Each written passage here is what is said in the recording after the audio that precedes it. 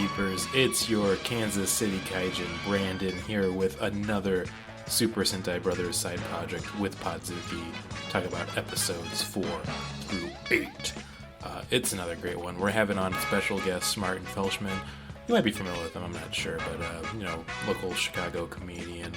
He does other podcasts, I believe. Anyways, we had a blast. As always, if you like this episode, rate and review us on your chosen podcast app. Send us an email at podzookypodcast@gmail.com or tweet us at Podzooky. That also works.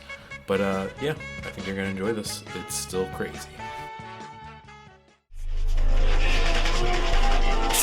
Whoa, whoa, whoa. Keep my business off the gram. Switch my style like I switch hands. Going to war in foreign land. Fuck out the way, bitch. Back it up. Shit better get played in the palace. Wait. What do you do? Locksmith. Oh, yeah. It'd been funny if you were like, I work for Moms Against Drunk Driving. I'm a cop. Yeah. Wait. Oh, no. Cops should have to be sober for their job and also always be in misery. We're going to get... my favorite thing about this podcast is we're definitely getting into some serious ACAB talk with, I think, episode 6 it was. Oh, man. Oh, yeah. There's some fun moments there. Yeah. The werewolf episode. That's just what I'm going to call it now. I have so many... things episode to 7, say sorry. about the werewolf Yeah, that was episode. 7. I still love the werewolf episode. I think it's some of the finest television ever made. werewolf episode has my favorite villain. I just need to say that right now. Yeah. Yeah, you mean Mac Tonight? I mean Moon Man. Yeah. I mean Marvelous Mr. Moon Man. The Marvelous Mr. Moon Man, as written by Amy Sherman, Power Man, Mandino. Amy Sherman, Power Man, Dino. There, I got there. So that's really good. And I should get money for it. Oh, okay. I guess we could just. This is I was just gonna vape. I was gonna vamp and it turned into vape. I was just gonna vape it up. Cranking God. Cloudy. I'm gonna play this real quick here. It is a working knife. This is a knife podcast? It's pretty sharp. Yeah, get out the knife. It's about to be. Yeah, nice. Ooh. It's a Gerber baby. I left my box knife at home. Yeah. I have a few notes. I'm playing with I'm gonna give this away. Welcome to Podzooky, talking Super Sentai Bros. It's the Kaijin, the Kansas Kaijins here again. I'm one of your co-hosts, Brandon Kirkman. So feel free to introduce yourself. We need theme music. I am the giant sentient pot leaf filling in for Nathan Parker. Nice. I go by Weed Mask. Ooh. That could be a villain with the fact there's like 85 episodes eventually. I'm waiting for Weed Mask. It'd be something innocent where he's just like controls floor or something though, but he definitely like have very big pothead things going. And I'm 50% cop, 50% werewolf, 100% boyfriend material. Zach Boyce. There he is. Sounds like my favorite like sitcom that never existed from Fox in the 90s. We're in 2 seasons, so it was pretty good. That's where actually Adam Scott got his start. The first major role. Nobody talks about that anymore. Yeah. It's kind of a shame. Yeah. What was that one Jack Black show that he was working on with Ben Stiller that was like about a motorcycle that could talk? Well, you just blew my fucking mind. No, it's a real thing. It's what? I'm gonna Google real quick why we introduced our guest. I believe your first time guest on Podzooky in general. I think too, which is let me see. I think Martin Felshman is your name. I have written down here. I think we've met before. Probably. Yeah. Thanks for having me on, Brandon. Nathan, Zachary, thank you boys for having me. Always a pleasure. Yeah, please. For the first time. Tell us a little bit about yourself.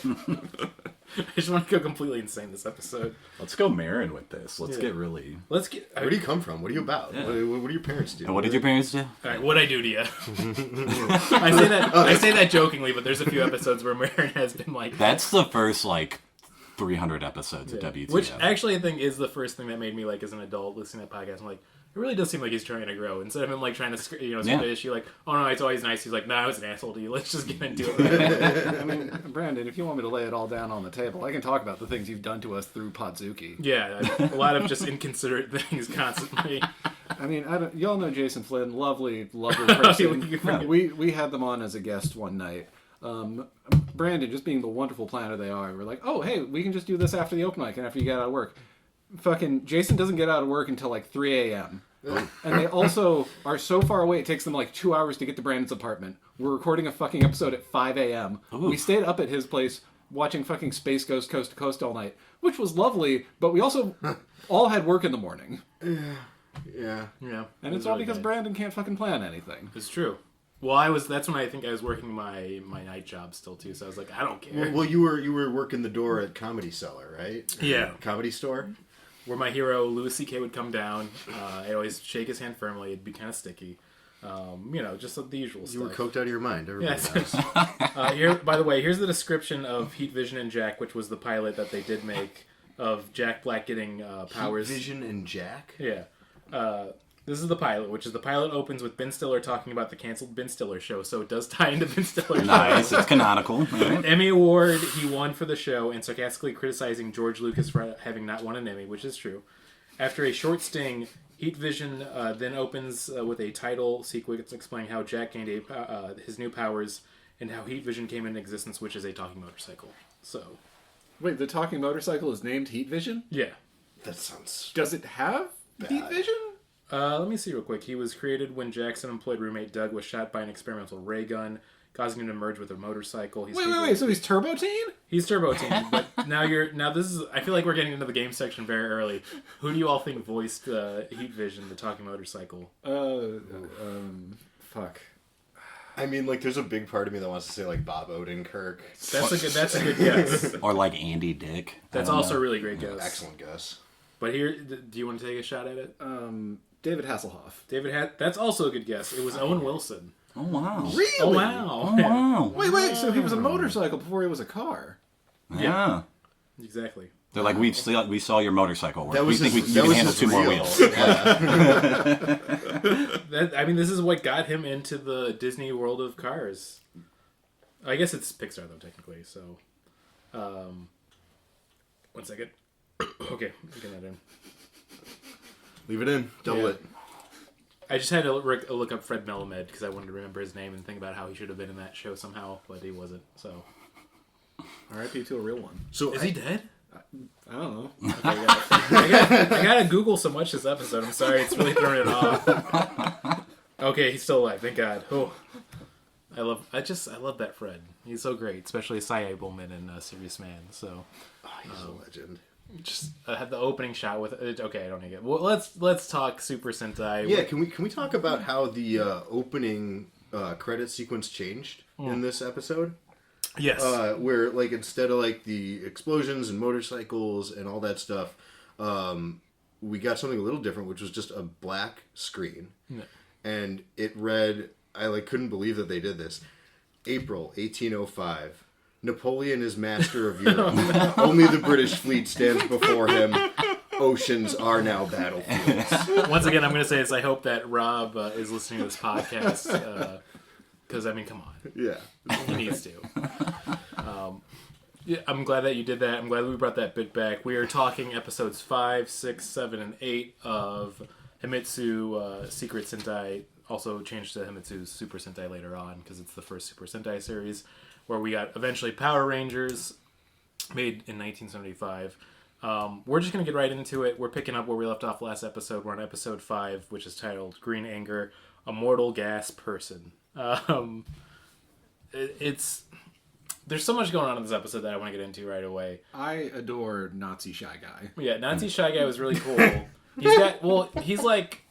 He's one half Nazi, one half like Napoleon, which I think is really great. Well, he's definitely got Nazi vibes, but with more of a sort of a World War I German aesthetic. Yeah. I do need to ask you all, are you watching it subtitled or dubbed? Dubbed. Oh, I did the subtitles. I've Okay. been mostly doing subtitles. So I was watching it subbed, but I watched these episodes dubbed, and I generally watch subtitles because I don't want to lose the authentic experience. Yeah. But I think the authentic experience of this show transcends language and culture. Maybe even images. And the dub is incredible. It's pretty wild. The dub fucking goes places. It goes in. This is what I'm curious about. Is the dub like a dub they did a few decades back when it was coming out, or is this like a group of people that did it? I think it's an old, like they did it years ago. It has that old school dub. Fuck, I'm gonna have to Google again. Well, I think it's actually an interesting idea because it is kind of hard to tell if it was a professionally done dub or if it is a fan dub. That's the thing. It's either a professionally done dub from the time or a fan dub done fairly recently. Exactly. Yeah, that's kind of what I'm saying. Yeah, exactly. And it's wild. Episode 5, Gas Mask. Whoever dubbed him, Emmys. That person better have an EGOT. Gas Mask is my favorite villain. Gas Mask rules. I'm gonna have to go back. He's calling people idiots. I'm like, that's what's up. This is an interesting one, which is I just found an entry on Lost Media Archive, which is Star Rangers, which was going to be the American version of Go Rangers, which is partially found Go Ranger English dub from 1979. It was made for a Filipino TV channel because they would dub things in English pretty often, and also Hawaii, which makes sense because they dubbed a lot of shows for the Japanese population that lives in Hawaii in English. Yeah. Nice. The Hawaiian population of Japanese expats there. That's why a lot of the Ultraman shows from the 60s, other than the original Ultraman, have been dubbed in English, so it's pretty interesting. Cool. Good for them, I also wanted to say this too. This actually is the dub for sure because they said the 10 episodes are up on archive.org.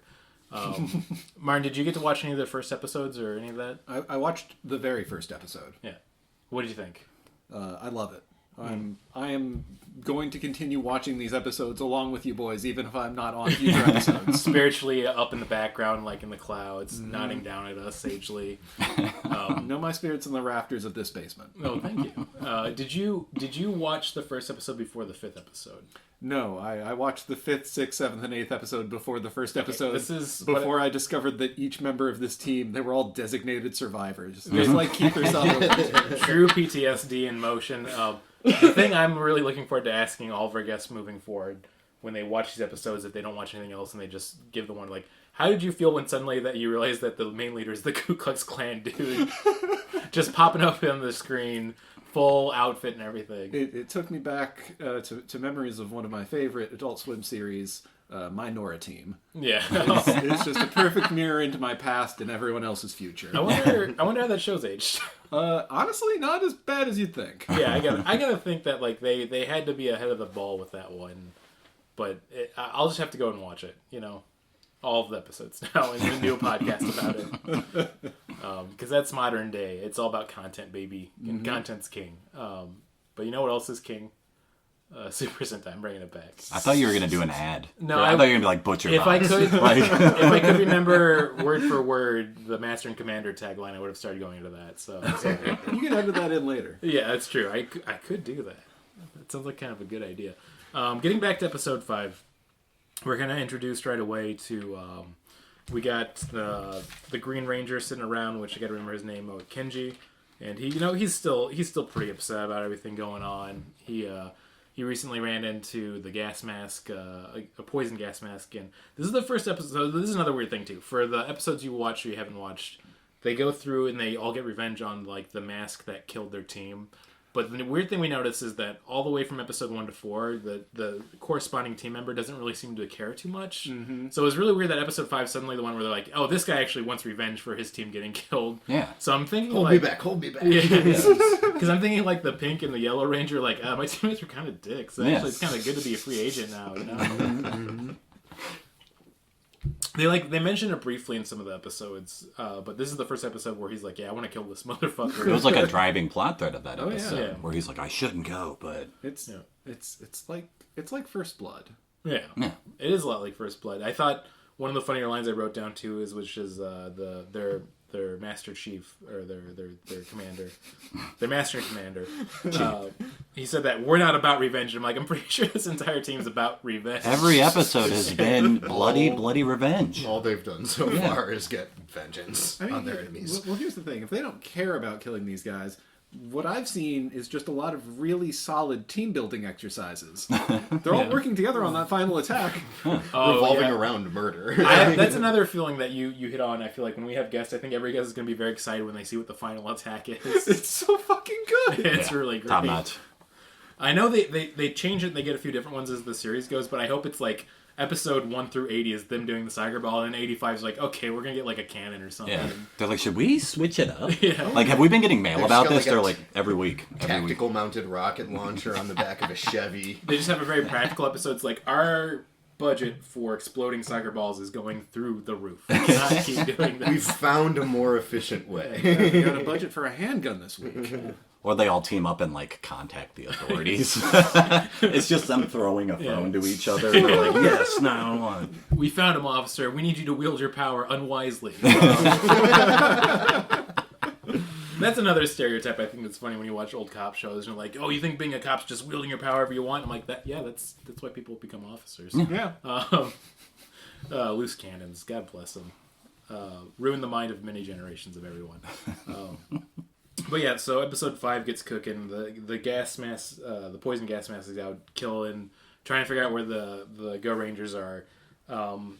There's a point in the episode 2 where he figures out where their base is, or gets a lead on it. So he goes undercover to go kind of infiltrate it, and it's very funny to me because he's in like a giant black cloak where it's obvious like there's something fucked up with this dude. Yeah, they just like he's dressed up as like an old man. Yeah. They ask him why he's smoking, and he literally says, "It's not smoke, it's gas." And they're like, "Oh, I hope you're okay." Rare condition. I fired out of my mouth. I just love that like he's so easily thrown where he like gets this lead, and then the chef / the master commander is like, "Nah, he ain't here." He's like, "Okay, fair. I'll see you. All right. Bye." Yeah. Yeah, he shares a look with somebody, and it's like, "Oh, you think? You think this is a guy?" Yeah. So Green Ranger sees him in the cafe leaving, and he's like, "Okay, I'm gonna get my revenge." We all know how this plot's gonna go. He gets his ass beat by the poison gas mask. They bring him back to the evil lair. He's getting electrocuted, and they're really bad special effects, but in a very charming way. Oh, so cool though! It's so sick. It's the classic like drawn panel each frame. Well, they're also so torturing him. Yeah. There's a torture scene. Yeah, what movie is that? It's Michael Madsen, the famous torture scene. Reservoir Dogs. Reservoir Dogs, yeah. It was very Reservoir Dogs. Circa Power Rangers. Dancing around. Yeah. He's listening to what's his face on the radio? I can't remember. I can't pull that name. It's not. No, it is Harry Nelson. No. That's what it is. The song is Harry Nelson. Yeah. Who's the DJ in that scene? Stephen Wright. Stephen Wright is the DJ. That's right. Yeah. we got there. The best. He's the fucking best. Love Stephen Wright. It's God. I hope he's got to be doing well. I think he just made a lot of money from doing stand up when he could do it back in the day and just living off it. Yeah, he's a Boston guy. Yeah. No. Yeah, good for him. He did enough TV to be doing okay. Yeah. He's got some TV residuals. I feel like if he needed to get money, he could just jump in any voice acting like career or role, and people would be like, "Of course, yeah, it's Stephen Wright. Give him in." We're probably spending too much time on Stephen Wright because he has nothing to do with. He has Rangers. a lot. I'm sure he But, loves the show. but He'll pop have up. you got? There's a movie called Canadian Bacon. You guys ever seen a movie called That was Canadian Bacon? wasn't that the Michael Moore film, like the first? This is Michael Moore's only, as far as I know, foray into live action scripted comedy. Yeah. With John Candy and like Rhea R.I.P. to Perlman. real one. And Stephen Wright plays a Canadian Mountie. He's got a couple of really funny scenes where he's like writing thank you notes to prisoners for being so polite. And stuff. That's really good. It's amazing. I love this. Could be a new part of your show. You can call it the Stephen Wright of Way. Oh, I like that a lot. You gotta make a jingle for This that week too. on the Stephen Wright Away, a Stephen Wright movie you should watch. I like how there's so many people that are still like upset at Michael Moore because like both his documentaries about school shootings and violence are very true and nobody want to listen to him. But then he's like, "Hey, you all seem really stupid. I want you to know that Donald Trump's probably going to win and nobody believes me." And then sure enough, he won. And then he's like, I don't know what to tell you. To be fair, Michael Moore always predicts that in every fucking election cycle. Yeah. And he was technically correct. He was saying that back in 2000. Yeah, he was like, Donald Trump is Trump's going to saying win. He just says it every 4 years. He's just going to be on the write-in ballot. Everyone's going to do it. Oh, man. I'm looking forward to his presidency in 2024. Anyways, Can I nitpick a No, I don't believe moment that. before he gets tortured? and captured by Gas Mask. For some reason, he's fighting him, and they're near the tunnel. Yeah. Right? They're in the tunnel. Yeah. Why would you go into the tunnel to fight somebody named Gas Mask? Yeah, he can use the natural terrain to his advantage so easily. Yeah. They have to jump out of the tunnel, and back into the tunnel, and it's a little... Talking about, like, that, and also the music and special effects this episode... The special effect noise they play when he vanishes and comes back, I don't know what it is, but something about it's so good. Yeah. The boom, and it's just, he's out of there. I love cartoon logic so much, but when he's getting tortured and they're like basically telling him like, hey, call over your Super Rangers so they can all get killed by me. My favorite thing, and it's the villain like monologue, but in a different way, is like, okay, well, I'm gonna get repaired now, so I want you to say out loud what's the way I can be killed. And there's the mortal circuit in the back of his neck, and he's like, okay, well, hey, everybody, that's where it is. That's the mortal circuit in the back of my neck. Otherwise, I can't be killed. But I'm going to do this right now. Doesn't Gas Mask have a moment where he Zeke Hiles? I think he does. He straight up Zeke Hiles at some point after he's torturing our boy. Yeah, I think he ate a really good sandwich. He's like, this one's for you, Hitler. And just like stood up. Oh, this ham's so good. Hurrah for the Führer. So yeah, they he basically tortures him until this is where it gets really wild. My favorite part of the episode. He tortures him until he kills the Green Ranger, and then he wants to lure them all in. He kills the Green Ranger in this episode. He does it. We can't emphasize that enough. The Green Ranger dies. Fully dead in this episode. But you're wondering, it's like, Brandon, I know Japan's classic obsession with crucifixions and the cross. What episode of Super Sentai is this going to happen where they put him on a crucifix? Is it going to be episode 20, episode 73? No, it's episode 5. We get our crucifixion of the Green Ranger. Literally crucified. Dead on the cross. I've thought about this a lot, and I think the reason it pops up in so much like anime and Japanese culture and media is that they saw the crucifixion, or they see Jesus Jesus Christ on the cross all the time, and they're like, damn, that's fucked up. We got to use that. That rules. Well, do we have the original air date of this episode? This could have been their crucifixion play. It would have been sometime in 1975. So I mean, Easter did happen in 1975. But we have to ask ourselves, when did Piss Christ happen, though?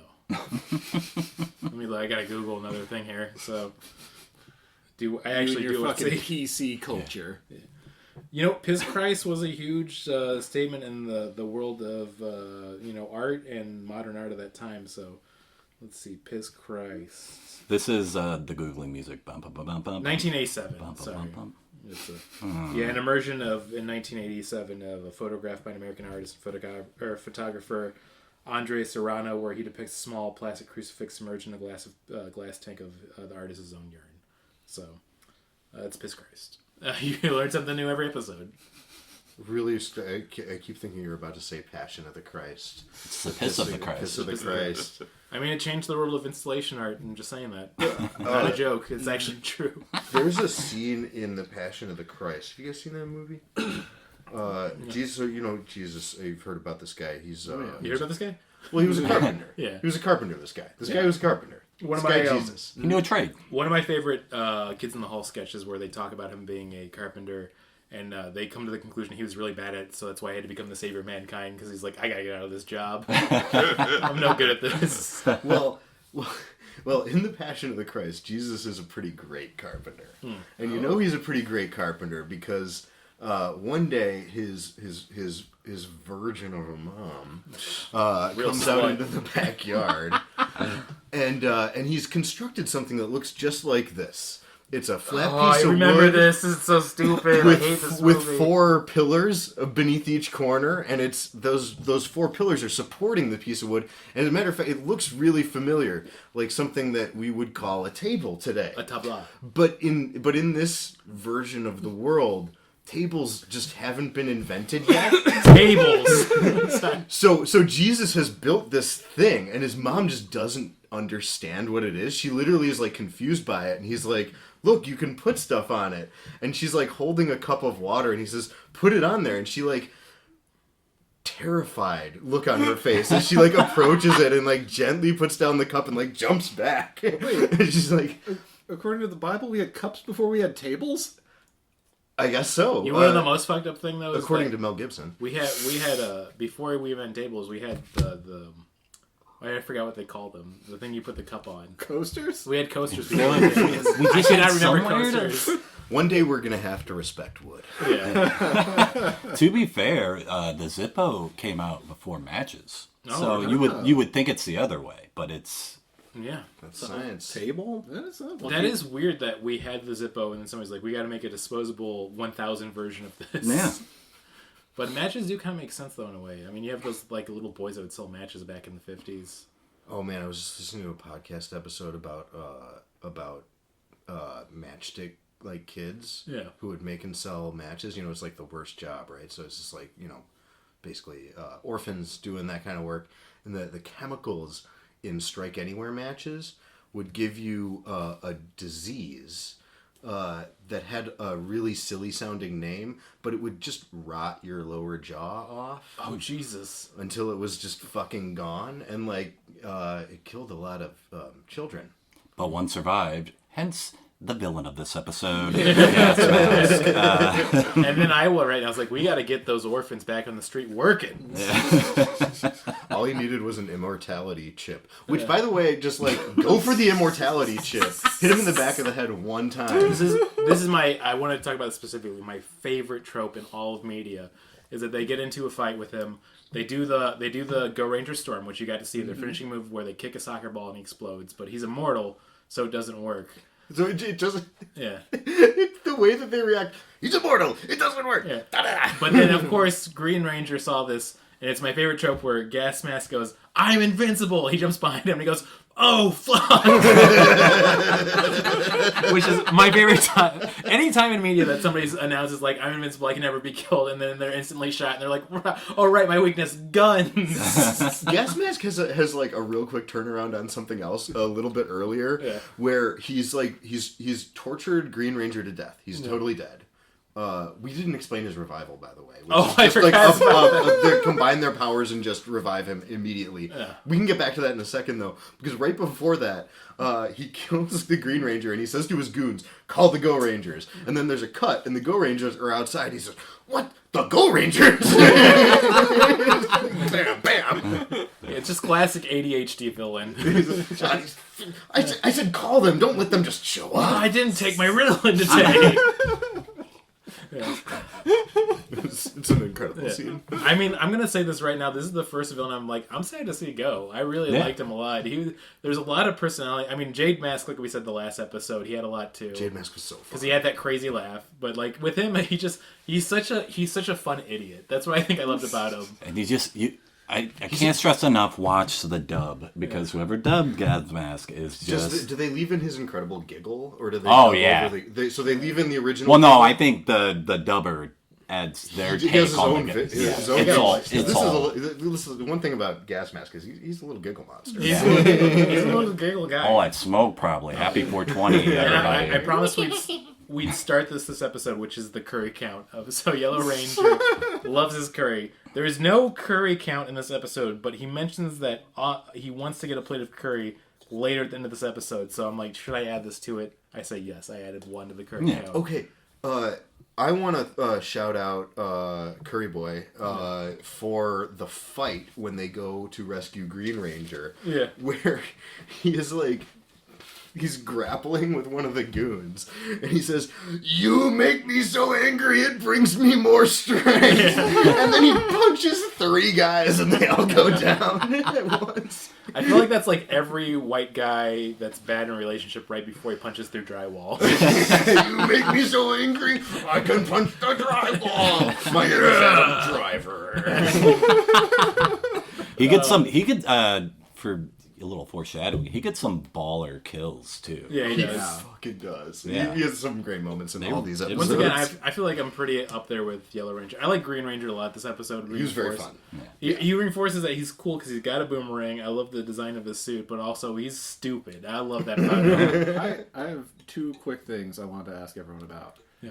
Is there an established reason why when they are in order to do their final attack they go 1, 2, 3, 5, 4? I've been thinking about this. They never go in order for anything they do because there's other times where they'll like line up or they'll do the Ranger call and it's never 1, 2, 3, 4, 5. But they have 1, 2, 3, 4, 5 on their helmets. Yeah. Is Is there a reason for that? I think it's to get into the philosophy that there's no order to the actual universe and everything is chaos and entropy eventually. Steve. That's why they do it.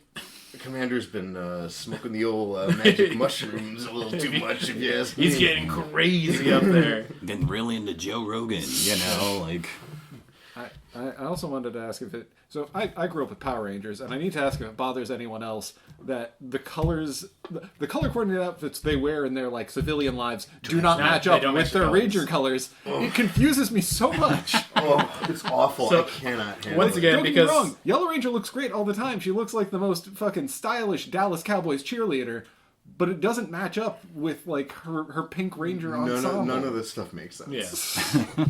And then, like, Red Ranger is in a white suit with, like, a black undershirt all the time. Blue Ranger being an orange cowboy. Yeah. Which I love it's a that. good Red look. It's a great Ranger look. just wears a green suit. It's so green. It's so green. It's concerning. I think it's funny because at some point they do change because they do that in Power Rangers, which I think is funny, but they also, in, like, modern Super Sentai, they also always color coordinate. So, like, the Red Ranger's always wearing red, or the Green Ranger's always wearing green. And that's, like, since the 80s. how it should eventually. be. Mm-hmm. That's the way it should work. And then also about Black Ranger. Okay, so... And another thing. I will say, like, the differences in the costuming, just the fucking monster costumes themselves, everything. This show doesn't feel like the progenitor to everything. It feels like a love letter to it, which is so weird because I'm approaching all of this, like, completely backwards because every tokusatsu show that I know is more modern. Seeing an original like this is like, wow, this just seems like it was something made out of, like, the pure love of the game. Yeah. And it was. Yeah. It does really seem to arrive, like, sort of, we talked about it a lot on the last episode, this sort of, like, whole cloth, like, so many of the tropes are there, ready to go, they're established, the actors know what they are, the writers know what they are, and the audience knows what they are immediately. It's really I feel fun. like it's like that classic, like, where they talk about, like, all of the successful writer rooms of the 90s and early aughts for comedy. It's the same thing where, like, there's no bad ideas. Everyone just pitch an idea, and we'll see what happens. Which I think is, like, the perfect way to get into episode 6, which is titled Red Riddle. This is such a funny episode to me. Chase the spy route into the sea. Oh, man. Oh, Starts off. Yo, it's like this. It's like the Deep Throat scene in All the President's Men. Yeah. They're in a parking garage. This is the got the first blueprints. episode I also have to ask myself. We'll get to the end of the episode. It's like, are the Go Rangers bad at their jobs? Great question. This episode really feels like they are very bad at their job. They leave a lot of opportunities. Yeah. Yeah. Except for when it's actually about them. That's when they stop it. But anyways, there's a legit, very funny thing that they actually wrote to be funny in this episode where it starts off where they have a spy that's giving out all of the Go Ranger secrets, and Eagle, which is their the corporation / government hand they're a part of that does everything, where the spy's gotten a hold of, like, microfiche to explain all of their locations and their plans and their secrets. And he's like, okay, here's the money I promised you. The villain, of course, is, as you would have assumed, Slink? Steel Ring Mask, which makes no sense. Yo, Cool costume, though. I secretly fucking love this guy. Yeah. He's so This guy fun. kind of fucking rules. He rules, and this is what I'm going to say about this. Is the thing they actually wrote that's really funny, is he puts a bomb under the briefcase, so when the spy blows up, or the spy goes off, he blows up in the car, and then he does, like, a Catholic crucifix thing and goes, how unfortunate. He literally crosses himself. Like, him and his goons all do that. I'm like, that's pretty fucking funny. I just realized something now, too. The dub, they have different names. Some of the really? bad guys. So Gas Mask was the episode, but they call him Slink. Like, that makes sense. He's slinky. Yeah. He is a slinky He dude. can separate into rings. Yeah. And Oh, when he rolls himself through Yeah. the bars The of the open yeah. window, Yeah. I was like, that's the sickest thing I've ever seen. also in the beginning, is that the beginning where he throws the rings around people? Yeah, when he's, like, invading one of the That was bases. pretty badass. Because I couldn't tell what his powers are going to be. I assumed it was going to be something, like, where he could separate. But I like that one of his powers is just, I throw rings around people's throats until they die. And he suffocated them, and they show it all in okay, excruciating detail. So he throws the rings around there like it's a ring toss game, and then later in the episode when they're on the boat on the boat with the rich people, Yeah. the girl's playing a ring toss. Exactly, game. yeah. It's awesome foreshadowing, Yeah. thematic shit. It's really high level Sopranos. And let's just quality. get going through it right away. They send basically Green Ranger and then Red Ranger, which both, I always forget their names, so Kaijo and then Kinji again, to do, like, the espionage to figure out who has the microfiche. And this is where I'm like, they're bad at their jobs, because there's a whole boat chase where they basically see him going off into the ocean. It's really fun. They spend 10 minutes in boats chasing him. And eventually there's like it's a sick boat chase. It's a sick boat It's chase. really cool. But there's like a schooner. It's obviously where he gets off and goes. So they have a whole scene where they get off and they go into the schooner. Steel Ring Mask threatens the owner of the boat because his family's in there. Do what I tell you, I'm going to kill your family. And so he's like, okay, I'll listen to you. And then both Green and Red Ranger get on the boat and they start inspecting it. And he's like, oh yeah, he must not be here. We can't find him anywhere. He's like turned himself into the rings on the roof, which is pretty cool, so he can hide.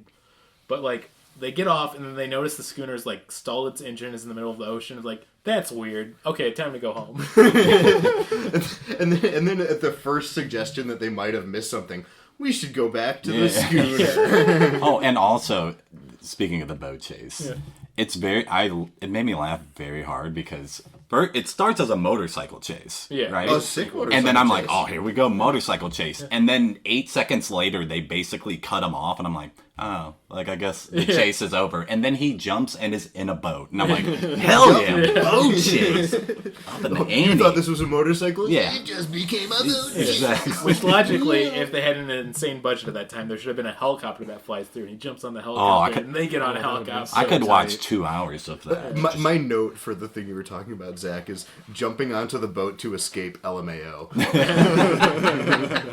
It's pretty funny. It is a sick boat chase, though. It really does remind me of like a James Bond or like a Indiana Jones boat chase. It's pretty fucking fun. That's great. But this is where I'm like saying they're bad at their jobs, because he has time to start translating some of the microfiche, and he's like doing the SOS microfilm. I think you're right. They do specifically say microfilm. Microfiche is a different technology. Oh shit! Fuck! You gotta learn your library. Shit! God damn it! Move your Dewey Decimal, bitch. Yeah, they weren't reading articles down your local library, Brandon. This isn't Arthur. Yeah, that's true. I mean, having fun isn't hard if you have a library card. So he has time to start translating the microfilm. He's doing all of like the SOS. And he's doing it from the schooner. The schooner, and he's sending it off to the Black Cross commander. And I love like the 0 to 10 on the Black Cross commander. It's like, okay, we got the location, and a giant turret comes from the earth and starts bombing it. Lit. It's so dangerous. They kill a lot of people. I was, with these being my first 2 episodes, I was surprised at the constant civilian body count. Oh, it's pretty brutal. So actually, at the beginning of episode 5, there's a pretty brutal massacre. Yeah, then he like gun them down and then they passes them. They gun down a bunch of men fleeing for their lives. Yeah. They shoot them in the back. Yeah. It's fucked up. It's pretty fucked up. They're this close to doing mass graves in this show. Yeah. We'll get there. Get the lie. Yeah. So they basically wipe out a whole Eagle base, and then the Go Rangers show up, and they're like, ooh, well, I feel like this was kind of our fault. Ooh. Cha-cha-cha-cha, you know? Immediately after it, when they're surveying the rubble, the music is so jazzy and fun. It's like swinging. And they're like, gosh, look at the horror of war. They wiped out the whole team except one agent, and that's Agent Miles Davis. He's here to be cool. He's got a song in his heart he can't put out. So they're going through that, and that's when they like have the relay of like, hey, that schooner's still in the middle of the ocean with its engine stalled. So like, okay, we'll go back and check it. That's when basically Steel Ring Mask is like, okay, my facade's over. I'm gonna steal this wife and daughter. They run off in the boat again. They get to the shore, and it's basically like, okay, they get the wife and daughter away from his grasp. They have the final fight finally, and they do the soccer ball kick right before he's like about to translate where the Go Rangers base is. They stop him, and that's basically it. But what? Yeah, so much. Jetpacks? Yeah, the jetpacks. Hell yeah. There is stunt fighting while holding a child actor, which can't be legal in most countries. I don't know. God bless the 70s. Yeah. Things were better then. Yeah, this is all rough and tumble, like I think guerrilla filmmaking. Yeah. But when I think it is legal in Iowa, though, right now. So, well, it's never going to not be legal in Iowa. That's where they filmed the rehearsal. Yeah. It's true. When they shoot him with arrows in the final fight, his computer parts become unspooled, and all the tape comes like I'm like, oh no, out. yeah. It's so sick. Yeah. And he's like, I was just beginning to learn to love. And then, like, boom, they just kill him. It was good. It was good. Go. Yeah. Continue. So curry counts up to 2. They end the episode where he's at the cafe Demanding rice and curry. Rice and curry. But you know what? He doesn't get curry that night. He lost you a whole eagle base. He should be on a stipend at that point. He did kind of screw the pooch on that one. Yeah. But that brings us to episode 7, which I think we're going to spend a lot of time talking about. Yes, we are. Which is titled Pink Moonlight Wolf Core. Best power of a villain, hands down, power. maybe in all of fiction. And I feel like for listeners at home that are just tuning in and didn't watch any episodes, if I told you that the villain of this episode is Crescent Moon Mask, you'd think his powers are like some type of weird moon ray or some type of like cool sickle and he cuts people down with it. You'd be half right. Yeah. But I think if you really did reach deep into your brain, like moon, what is it tied to? What werewolves? Yes. And my favorite thing about this guy, his powers are to control the werewolves, but he doesn't make werewolves. So I wonder if this is like a whole... Oh, the way they make werewolves is a delightful little time capsule. Well, and the way that he controls the werewolves is just something I'd never seen before in werewolf mythology. Right. Which is he has his staff can do a lot of things, but one of the things is that he says the words moon ray, and moon rays emit from it and activate the werewolfness in people, which is like having the power to turn on and off the werewolf thing is pretty cool. It's such a cool idea. It's breaking the Very code. For years we've said werewolf is a great source of labor that we could use to build an entire nation from poverty. The problem? Only once a month. Once a month. How do we fix this? How do we harness it? And they solved it with Crescent Moon Mask. He's incredible. So if you're against him, I guess you're against capitalism. I mean, look at yourself in the mirror. I do want to apologize. The stunt fighting while holding a child actually happens in this episode, not at the end of the last episode. There's a lot of children in that's there. right. Yeah. It's at the beginning of this episode, not at the end. The build-up's so wild because a werewolf man jumps in and basically steals a girl from like an elementary school. And then we find out, it's actually his the father of the daughter. Can we take a moment to talk about how much the costume designer loved the man who played the werewolf? Yeah. Oh my god. Undoubtedly needed to see his eyes. At every point in time. Gives an incredible performance. But give him giant weird fangs where it looks more like a rabbit than a werewolf. Walrus almost. Yeah, like walrus tusks. I don't know if y'all watched Conan in the 90s, but he had a bunch of very stupid characters, and one of them was coked up werewolf. And just imagine an episode filled with coked up werewolves. Well, one of the details about this particular werewolf, before we figure out what he is, when Crescent Moon addresses him, he calls him Werewolf Number 8. My favorite is though when he summons later in the episode Werewolf Number 5. Bump, bump, bump, bump, bump. Sorry. I wrote down at the beginning, before the plot really reveals itself, and we're sort of in this incredible mystery that I just wrote down. This is a crazy mystery. Yeah, it was like, what the fuck is going? There's werewolves. This is like a Star Trek episode. Maybe? It is very Star Trek Twilight Zone-esque. But one of my favorite things when they're trying to figure out, they ask him like, well, he's been missing for a week from his job in sales. And I wanted them to ask him, like, what does he do in sales? And I wanted him to be like, he works in werewolves. He got too close to the product. He's an importer-exporter, specializes in werewolves. But when they're trying to solve it, he's in the hospital recovering. And this something so fucking funny about how they shot this. Crescent Moon Mask appears, but he's, like, in the window of, like, right out where they are, just laughing and shooting with moon rifles. And so, like, he becomes a werewolf. And, like, Red Ranger's trying to fight him out. And he's outside the window just laughing at him. And I'm like, this is the best episode of television. When he pops up, there's a weird moment where, like, the camera is outside of the window. So there's glass between the camera and the set and the actors in the hospital room. And they have the actor in the mask costume sort of pop up next to the camera, but also on the same side of the glass, so that you get a partial reflection of him in the glass superimposed over everybody standing in the hospital room. Pretty sick. And So it is fucking like good. the most obvious lo-fi thing, but it's so effective, and it looks like kind of shocking at first. That was probably the art student doing the cinematography that Like, day. production design was going off the fucking I made the chains. joke earlier, and I want to bring it up again. It's not a joke. It is actually true about what I'm saying. He does look exactly like Mac tonight, except with like a cape, and he's in red colors instead of white. He does. He's like a Mac this afternoon. Yeah, he's there we go.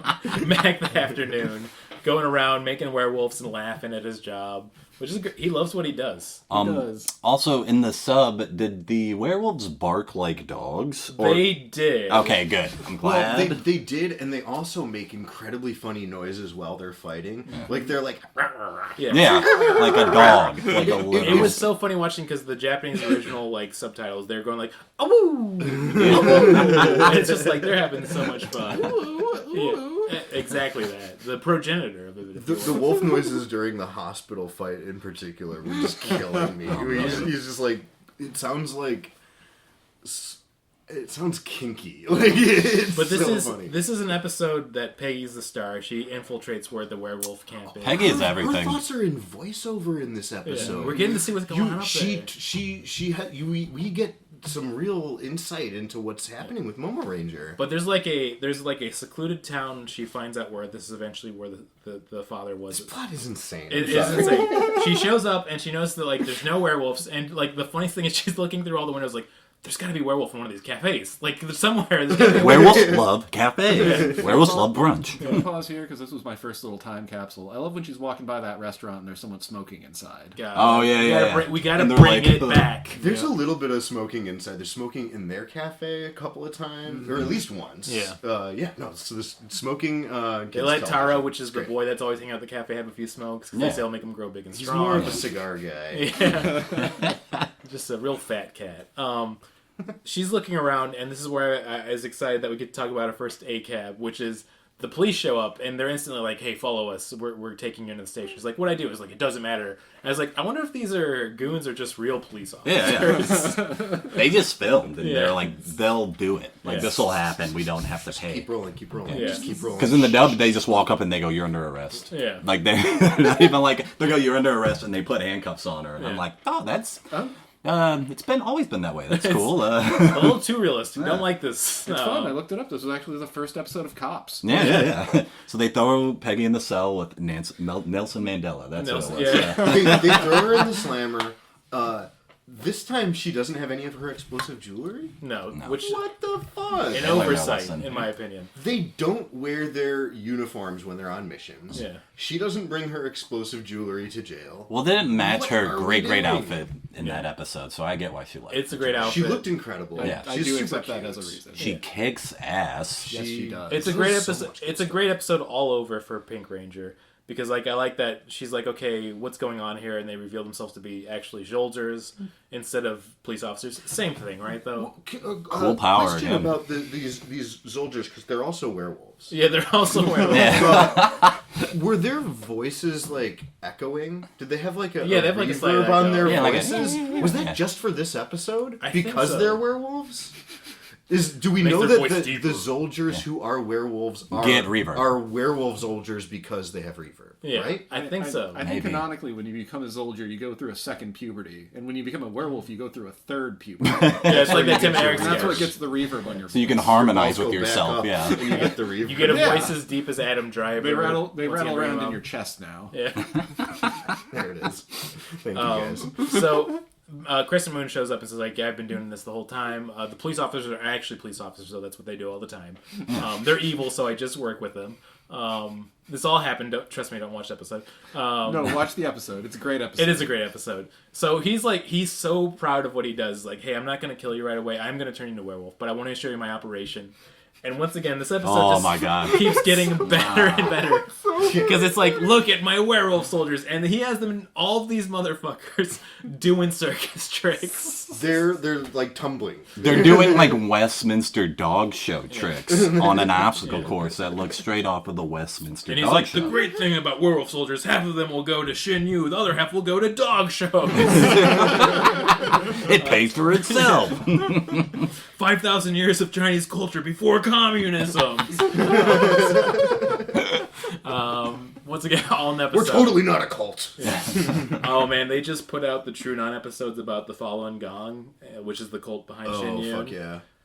They're so crazy. I mean, they're like almost Mooney levels of their beliefs, which is great. So we spin off pod about Shin Yun. yeah, Next week, you guys. I'll Let's go do it. see it. My favorite thing about Shin Yun is it's a mystery of why it's so big, because every time like a person goes to see it, I've seen like either a comedy friend review it or like podcasters that are getting into like cult talk about it. They go and like, it's kind of all right. Like you imagine the show's gonna be really good, but everybody I've heard go to, it's like, it's not that good. Yeah, my old roommate went, and like his takeaway was that it was like kind of weird, like not a great performance or anything. Well, I don't think those old ladies giving me posters on the street would lie to me. Well, I've got some beachfront property in Iowa. And if you have a child, they're gonna work. Yeah, no, he said it was just like it was just like a lot of white people at the end, sort of going like, "Wow, I guess we really learned something." That's why it's like they're using white guilt effectively. Finally, And I would totally do a Shin Yun podcast spinoff, only if I can be part of the podcast, but I keep thinking it's Shenmue that's the cast in. and Shenmue too. Yeah. Yeah. And, didn't We don't 3 talk come about out? 3 yet. Yeah, I forgot 3 came out. Once again, Rob's got to listen to this. Rob Kushel, this is an episode for you. We're talking Master and Commander. We're talking Shenmue. Okay, bringing it back. The werewolves are doing tricks. It's funny. Then she gets put in this line of like... There was one fun tumbling move where they just they play footage of a guy jumping out of a tree backwards and show him jumping into the tree. good. It was so sick. I'd never seen that Rings of before on this Fire. show. Yeah, the Rings of Fire is really great. Yeah, I loved all that shit. Continue. I just had to The throw out. werewolves look like they're having so much fun. But It might be fun to be a werewolf. it's true. And so Crescent Moon Mask's like, okay, make her a werewolf, put her in line. It's literally like a whole line of everybody in the village Yeah, they're just waiting like, to be made werewolves. It looked to me like super dark because I know we have these like sort of anti-fascist themes. It looked like they were lining everyone up to be tattooed at a concentration Oh, camp. absolutely. They were lining everyone up to get the same inoculation from the same giant needle. It was I terrible. thought Covered it in was blood. very... Which is, again, a lovely little time capsule of 1975. felt a lot like when we had to get vaccinated for the pandemic. Oh, sorry, we call it the Plandemic on this podcast. The government. Anyways, It's crazy how all those werewolves are actually sheeps. yeah. Once again, the Pink Ranger in this show just kicks so much ass because, like, she doesn't have her bombs, but she's like, oh, I do have a lockpick behind me. So she, like, gets it out to get her cuffs off. I'm just gonna throw it out as a locksmith. That is not how you pick. Yeah, There we go. I had a feeling. But Oh, what does when- she do right after that? Women can't pick locks? Is that one? I don't know. I'm just saying they don't have the natural proclivity for mechanics. Anyways, Oh, no. Are you lock-splaining to it? Oh, okay. but what does she do right after that? What does she do right after she picks the handcuffs? Doesn't she kick everyone's ass? Needle to the throat. Yeah. Which, here's the great thing. She does it twice. It's so sick. She does it twice to me, which is so funny. She did it a few episodes ago too. Yeah. She gives no fucks, and I love that. So, like, I love the variation of henchmen where they just have random scientist henchmen. yeah. They're just always they're mixed fun. in there with their zenchmen and their Yeah. werewolves. And there's soldiers, and there's Zervzulfs. It feels very food servicey, like you got front of the house and then back of the house werewolves. So, And like, they don't like each other. Yeah, and and they're they're like they don't split their tits. You know, like- Everybody's fucking. yeah. she gets loose for a little bit, then Crescent Moon captures her again, but she has the daughter of the one salesman. And it's like, hey, you gotta be turned into a werewolf, or I'm turned into a werewolf. It's like, no, turn me into a werewolf. And he's like, okay, fine. And she grabs the needle and throws it at the scientist again. Okay. It's so funny. It's like, stop giving her needles. It was Like, genuinely cool. Okay, I loved it. alright, third time's the charm, Pink Ranger, I'm gonna turn into a werewolf, but I'm gonna give you this gun first, for no reason, but don't shoot me with this gun. Which is almost basically what happens. The other Rangers show up, they all get into a huge fight. This is another death that's really funny to me. oh, this is amazing, yeah. Yeah. So they do the Go Ranger Storm. They get the soccer ball ready. Never announced before in this episode before, but he gets exploded, and then Reform is like, "That's right, you can't kill me." Oh, his fucking reform animation is so fucking good. It's really cool. And then no one said this. This was not a reveal or even like a MacGuffin or anything. It just came out of nowhere.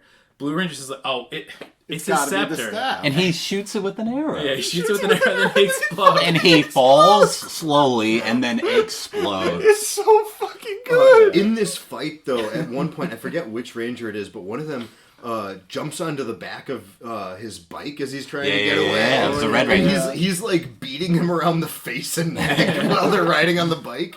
And also in the fight, Curry Boy is beating somebody up. Epic He's kill. crushing him up. He says, "Who eats curry all day?" And he breaks him in half. He breaks his his back.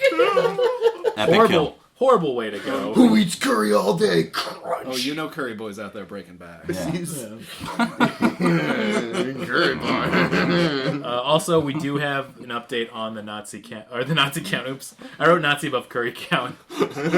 Well, the Nazi count all episodes is like infinity. There's so many They're Nazis. just all Nazis. Yes. That's textually what they are. And once again, I love Ishimura, who wrote this series originally in Kamen Rider. He just hates fashion. He's like, I'm gonna write series where they just kill Nazis forever. I'm like, you know what? Good on him. It's fucking good shit. Yeah, I'm entertained. Still, Yeah, so let's destroy all fascists. Anyways, the curry count is at a +1 at the end of the episode. We're at a 3 for the episodes we've watched so far. the man's fed. Averages out of curry an I will say episode. he's taking less like full bites of actual curry on screen, so I feel like they've just like gone easy on him. A He's little gone to bit. the hospital once Yeah. already for it now. From They're what like- I saw from that first episode, they were running him through the curry ring. He's definitely eating curry, but he'll like take one big bite and then he'll take like a small bite Yeah. of a gigantic spoonful. You know, I feel like it's the classic spit take of like, hey, as soon as you eat this, we're gonna cut. You can spit it out. He's like, no, I got it. Yeah. And after 2 episodes, it's like, I'm so sick. Yeah. The studio doctor is like, you have lethal amounts of sodium in your bloodstream. Since- You eat 3 more bites of curry, you die. Since I know we've been comparing this to The Sopranos as we go, one of the things I love about The Sopranos is that James Gandolfini eats a lot of... Eating is the thing. James Gandolfini eats a lot on camera, and one thing about it is he does not use the spit bucket. He actually None of them do. puts away all that fucking food. I heard Rob Eiler, who AJ, Yeah. he was talking about that. Yeah. He's like, we'd have takes with it. He's like, they'd be eating like 3 or 4 plates of Italian food at 4 in the morning. You know, this is making me think. Do you think Curry Boy was supposed to be like the emaciated ranger, and they just kept shooting the pilot like over and over again? They drew the logo, and then they just drew him a little bigger, and a little bigger, and a little bigger. Costume designer's like, here we go. All right, I'm gonna make it wider. So this is another interesting thing I didn't talk about that these last 2 episodes is that they had the original like episode. They showed all of the 5 generals working for the Black Cross Fuhrer. I thought they were gonna have an episode where like they introduced the new cast, but it's like he just like keeps having these guys pop up, and he's like, yeah, get to work, whatever. Yeah. Who's next? Yeah. It's the temp agency. They can't send a lot of people. Yeah. This is the first time that they've done it where they show like the villain ahead of time. Where at the end of this episode they show Poison Fang, and I'm really glad they did that. He's so fucking He good. looks so fucked up. Oh, yeah, he's out of control. It's the first villain I'm The like. little teaser is Yeah. so fun. I love that they're playing with form a little bit. It's the first villain I've seen that they've introduced where I'm like, if I saw this as a kid, I would be afraid of him. He is. Oh yeah, no, when he pops up a couple times, Like, it's genuinely geez. startling. Yeah. But that gets us to episode 8, the last one we'll be talking about, which I had to get the title again, which is Black Fear: The Murderous Poison Fang. Interesting title. Yeah, I'm a little uncomfortable with Black Fear. Which also is weird because all of the color episode titles so far have been the Ranger colors. We don't have a Black Ranger yet, so that's a weird one. I mean, eventually we do get a Black Ranger, but It's weird. This one specifically like has a white guy. I will say, Like a main- ironically, Yeah. Black Fear, first Dr. white Scott. actor. Okay. Finally, a little multicultural. Yeah, representation. Finally, it's our turn. where's all the white guys in Japan? Why are they all Asian? This is so weird. This isn't like my Japanese animes at all. Yeah, this is a really funny way to start the episode. Of they have this white doctor running away from this Poison Fang guy, just like it's a real in media res where the Rangers are there trying to stop him from getting assassinated, and they like this. They never say exactly what he's like. This guy's working on world peace, so he can't die, or everything will be thrown into chaos. And they do a decent job of keeping him away from Poison Fang Mask for a little bit. But he's They're not doing great. Yeah, they're not doing Well, great. I mean, like, he's not hanging around protection. He, for some reason, like, just wants to randomly wander around. He does wander off. True. You can't. Yeah. And when they're following him the second time, he wanders off. A really funny, weird dialogue, which is like, "Why is he praying at a Japanese grave? He's white." I mean, they don't say the he's white part, but they do say, "Why is he praying at a Japanese That grave?" is 100% what they're saying. And then, of course, the reveal is he had a wife over here that they had a kid together. She got killed somehow. It's 1959 Japan. I'm sure there's a million ways. A lot of ways to die. Yeah, there's a lot of ways. So he's come back to basically see his daughter that's now like old enough to be working at a boutique or whatever. But he is still trying to be assassinated, and it doesn't seem that's occurring to him at any point until eventually Poison Fang Mask catches up and then has one of his super cobras bite him. And you're asking, Brandon, what's a super cobra? I'm so glad you asked. It's when you take an anaconda and you mix it with a cobra, and for some reason it makes a super powerful snake. Those snakes are fucking sick. Yeah, and, they're and pretty the sick. way people react to them is so fucking funny too. Because I can't get over the fact that they are rubber snakes. Yeah. They're just there's no two ways around it. Yeah. And then people are just having they're getting kind of method about Yeah. like the way that they're presenting their fear on screen. It's amazing. I am sorry, I got to go back a little bit early. I love the snakes, but I do want to talk about the earlier time they tried to attack the professor, where they drive up on him, Oh, yeah. and Curry Boy just sticks his fist through that fucking car window and takes their gun. Yeah. He just like runs along the car, smash, grabs a gun. Also, Blue Ranger is shooting one of the snakes with an arrow through That's the head. pretty cool. It's so fucking Right. good. Yeah, that And was... the thing is, like, he has so many chances to get away, but eventually Poison Mask Fang has one of his snakes bite him, so, like, now they're on a clock to get a Super Cobra anti-venom made. But my favorite thing I notice is that the weaker he's getting, the more he's passing away, the more he looks like Vladimir Lenin. It's just like he's slowly just becoming powered by Marxism to stay alive. He looked kind of like Lenin's. It's Lenin's 2. Yeah, it's Lenin's, the sequel to Lenin's. He's just like keeping an eye out for Stalin. Like, I know he's gonna off me if I'm not careful here. Does anyone else feel that, like in 1924 when he had that third stroke, that Stalin definitely killed him? Probably. Anyone? I feel like. Stalin didn't want him around. Yeah. He wasn't stopping the stroke. Yeah, it's true. Lenin too quit Stalin. Yeah. There we go. Wow. But yeah, they. We can end the podcast. Yeah, that's perfection. How are we going to do better? Bye. Well, I mean, since we're all males, we can always do better. So. Get a woman involved. Yeah. Oh, be better. Anyways, oh god damn males. The episode continues, and they find eventually his daughter Amy's working at the boutique. They find her after she has been replaced by poison. It's really complicated. Her. Yeah. So like this is a question I have. So like we know the Rangers in this universe can just sort of at will spin around and turn in and out of their uniforms. And the Zolgers can kind of do the same thing, and so can the masks. But Poison Fang Mask can also impersonate people perfectly. Yeah. Including 20-year-old women. Yeah. Pretty cool. Yeah. Didn't know he could do that. Ahead of its time, if you think about it. Progress. This is progress. Remember, we can always do better. That's going to be the new tagline that I just use for this podcast. Could be better. We're listening, we're learning, and we're going to do better. I see you, I validate you. Poison Mask Fang, you are a person. I came to sit my white ass down and pod. There we go. So he finally gets Dr. Scott gets got. This is where it kind of leads up. They eventually find where his daughter actually is after she comes back, and she's like upset that he left, which I understand, but eventually it's just like, oh, you can use my love to keep you alive until we have the venom antidote. And then Lynn's like, yes, comrade. Point of order, doesn't a venom antidote look like cum? I'm so glad I wrote it down. It definitely looks like it's a jar of cum. A jar of cum. And then Daita, the Yellow Ranger, looks so happy to have it and sloshing around. That's the funny part when you see it sloshing in the cartoonishly large syringe. It just it's a big bottle of cum. What is that? Yeah. It'd be even worse if they had it's like, no, we can't inject it. He needs to drink it, and like Daita's like taking it off and like chugging it down his throat, getting all over. It's so salty. Yeah. It just kind of like bleach. Does anyone taste bleach? Yeah, but I kind of like it. Anyways, they get it in time so that he survives, and they have to, of course, have their showdown with the Poison Fang mask. And it's another thing where they just throw logic at you all of a sudden, where he's stolen away Amy and then has her being held hostage. And she's being held hostage by being wrapped up in all these snakes. Explosive snakes. That's what I was going to say. Snake bombs. Snake bombs. Sorry, you're right. Snake bombs. I mean, the regular Super Cobra Snake I felt like would be a good enough where, like, if she struggles, they bite him. He's like, no. These snakes, they explode. These are bitey bombs. And then one of my favorite Bitey booms. it's another Bitey trope booms. that I love so much that happens in these kind of shows. Very similar to the I'm invincible. Oh fuck! It's like the only way it can trigger these is with my snake whistle, which he holds up, and then Blue Ranger just like shoots it out of his hand. Oh, and then they fucking take the stakes off her and then throw them onto the henchmen. Yeah, that's pretty great. It's- Do so they use good. the whistle too to blow up the snakes? Snake Man grabs it and uses it. Oh, he uses it, and they have thrown the snakes Yep. at the henchmen, so it And then they just backfires. they explode on the floor. It's so fucking good. It's really fun. And then, like, as usual, I always love this so much where he, like, realizes, like, I'm fucked, I'm gonna run away, and they're like, no, you can't run from a soccer ball, bitch.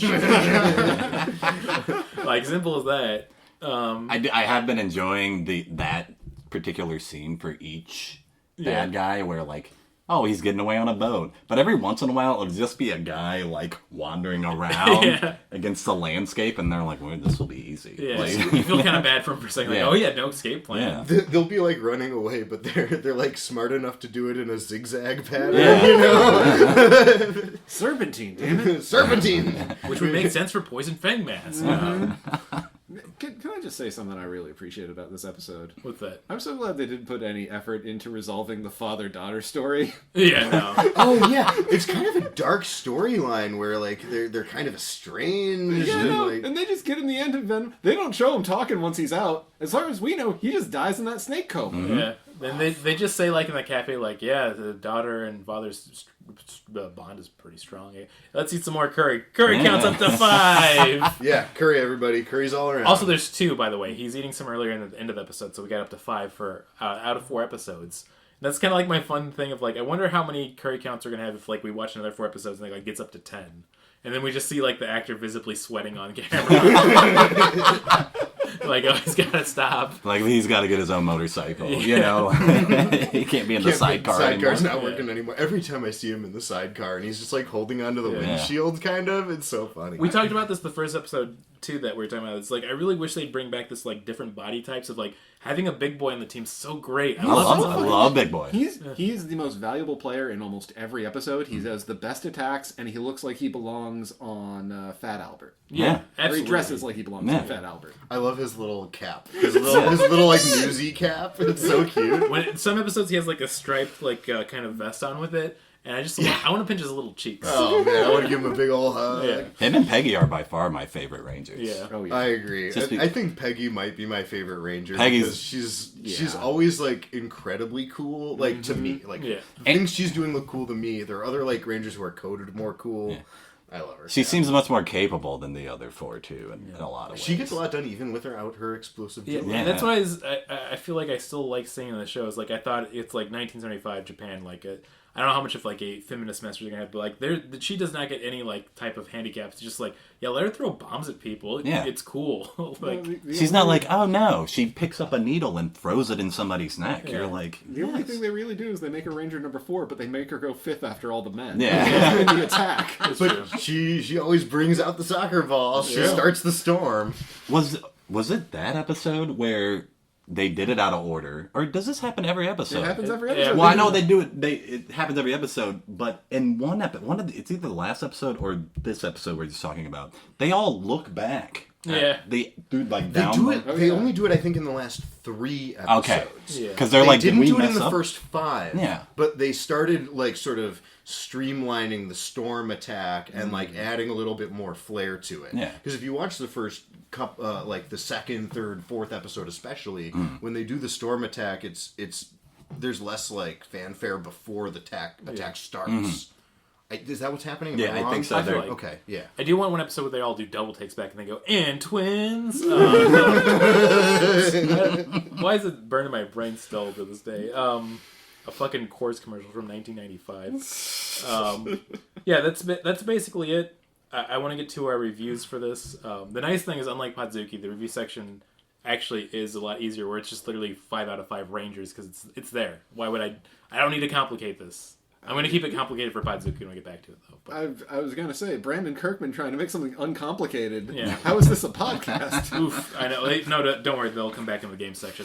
I wanted to give it to you, the guest. 1 out of 5 Power Rangers, 1 being the worst. A Power Rangers Beast season or whatever. I don't know. I just heard it was really bad online. Out of 5 out of 5, which is 5 out of 5 being the episode 7 Werewolf episode. Which is finest television ever made. I've got to give the episodes that I watched and the experience of talking with you boys a solid 5 out of 5 Rangers. Hey. You're getting full Zorded up with that number, let me tell you. I feel like that if we all give one of these episode series 5 out of 5s, I'm going to put it in the Zord Platinum Club because that's enough to make a Zord. Well, I would like to submit for Zord Platinum Club status Werewolf Moonman episode. That's instantly in the Zord Platinum status. Yeah. Everything about that episode's so fucking funny and also cool to watch at the same time. Amazing. It's one of my favorites so far. Top 2, I think. Yeah. And I mean, it's all of the classic tropes are there. Not even just for Tokusatsu, but like werewolf Nazi soldiers, something that transcends time for some reason. It's better than like zombie Nazis or Nazis on the moon. Even once again, Werewolf of London. There's zombie Nazis in that. It's just zombie werewolf Nazis. Pinnacle of the genre. I think we're all in agreement. I'm gonna give this series of episodes a 5 out of 5 as well to make all 4 episodes possibly in the Platinum Zord Club. But they were all just so fun. I was worried like, okay, we're getting a new series of Mask. Are they gonna be as entertaining as the old ones? All the new ones were really fun. Mm-hmm. They're really fucked up looking. They had stupid powers. I love that. And then, like, we get a boat chase. We get a whole espionage episode that's also the werewolf episode. We get police officers being evil. Everything I love to see on television. So that is definitely something I want to add on to my review. Villain after villain, just crushing it with design and theme. Yeah. Their Bangers. themes may not be, like, always consistently, like, sensical, but vibe-wise, they're immaculate. Yeah, once again, really Martin Green Scepter, so... We're running on vibes the whole time here, so... It's the first all-good vibes show made. Either one of you for what you want to say for reviews? I mean, I'd Werewolf episode 5 out of 5. Yeah. Platinum Zord, like, of course. Platinum Zord Club. I feel like we have more to watch. I don't want to give this a 5 out of 5. Yeah. I'll give it overall a 4.5 out fair. of 5. Just because Which Ranger are you cutting in half? Huh? Yeah, we should say when you do the review, which Ranger are you cutting out? I'm gonna say I'm not. I feel like either the green or the red. Yeah. I'll give red the little more edge because they're kind of the leader. Yeah, I mean, but they're a real basic bitch. Yeah, they're very basic, and he's also like old and ugly. Yeah. I kind of hate him. Yeah. I'd rather him be young and pretty. Yeah. And I then imagine kissing him. And then Green's whole thing is like military industrial complex. I don't know their whole deal, but Peggy and Curry Boy are like they're. And I even like Cowboy. They're evergreen. I'm into Cowboy too. I do like Cowboy. Cowboy, I guess is what I would call him. Cowboy. I've been nicknaming all of them because I can't. The names are not. I'm getting better with it. Like when I watch the episodes, I'm starting to. Yeah, but go ahead. Yeah, Peggy's the only one where I'm like Peggy because Peggy always does some bally shit, and I'm into it. Momo Ranger. Yeah, Momo Ranger. I just love her name's Peggy. Yeah. Which eventually they based off for King of the Hill. That's where they got the inspiration. And I had a stepmom named Peggy. So I feel weird. It all started with my stepmom. But 4.5 out of 5 Rangers for these 4 episodes. And I'm excited for it to amp up even more. Yeah. Last time we all kind of agreed 4 out of 5. We were a little hesitant about going forward. And I kind of agreed with what you said last time, Brandon, about how... not sure how excited we're going to be about seeing the soccer ball at episode 80. And last episode I kind of pushed back. I was like, I don't know, there seems to be a little variation in here. I'm getting like more and more excited for it, at least in the early stages. And I think those questions are still valid, how well this is going to hold up, because like we are not 6 years old. We are all in our 30s at least, I guess. And mentally, I'm at least 10. Yeah. So they can't get me with that. Well, I'm mature. You're experiencing this in a very above-the-shoulders kind of way. Yeah. So, But there has been a surprising amount of variation in the form. I really like how like the 7th episode ended with a little teaser into next week. I love how we got the voiceover of Peggy's thoughts a couple of times. We see different skills that we didn't expect the soldiers and masks to have. Yeah. And because we keep cutting back to the Grand Dragon of the Ku Klux Klan, always concerning. He's gonna, like his presence is always kind of fun, and I feel like there might be a couple of surprises. I know it's going to be formulaic, but I'm getting more and more optimistic. I think for all intents and purposes, these were 5 out of 5. Nice. Hell yeah. I hear your hesitancy about that half ranger, but there's nobody I can cut in half here. They're all just too beautiful. I love the Green Ranger alone just because he's got a cool boomerang. He does have a dope weapon. I like that he's mad and angry and dumb. Yeah, I like that about him too. We gotta think about this. No, I gotta fist fight poison guy. I think the only ranger who I'm not a huge fan of is Red, just because he's old and ugly. And he fights with a rope. Oh, yeah. His limp, wet rope. Yeah. You know what? If he becomes like super fucking kinky in a bit, like I'm down for him. But if they built that in as a character arc of him slowly just getting more and more into kink, what a good series. He's like if not, I hate it. He's like, I got a soldier, and this has awakened something in me. Like that. Very like. Wait, rope bondage. It's right there in my own culture. We'll see. It could happen. I can't say. I haven't seen an episode 87. If that exists. I don't think it does. All right. I'm going to get to our stupid game section, then we'll do the recommendation plugs. I thought it'd be fun to keep doing this. Oh. Yeah, can I drop in my my little segment that's right. here? We gotta do that. I have a little thing I wanted to bring to you guys. As a steamrolling too quickly. No, man, we got a formula, and we're gonna get to it. I just wanted to take a couple of minutes because the day after we recorded a couple of weeks ago, I watched a film that quickly became one of my all-time favorites, and it got me interested in a person from recent Japanese history that had me thinking about the Go Rangers, what the sort of like imagery is of them, sort of in their uniforms, what they might represent culturally. And so there was a really interesting cultural event that happened in Japan in 1970, just a few years before the production of this show. And it's going to relate back, but how many of you know about the Japanese author Yukio Mishima? Oh, I do. You know about Yukio Mishima? I do. Well, feel free to jump in as I sort of go through some of this story. I don't know, how much do you know about his life and his I know work? a lot about it. One of my favorite novels is At the Temple of the Golden Pavilion. Okay, which is referenced pretty heavily in the film that I watched. And also I've read Behind the Mask too. Confessions of a Mask. Confessions of a Mask, that's right it is.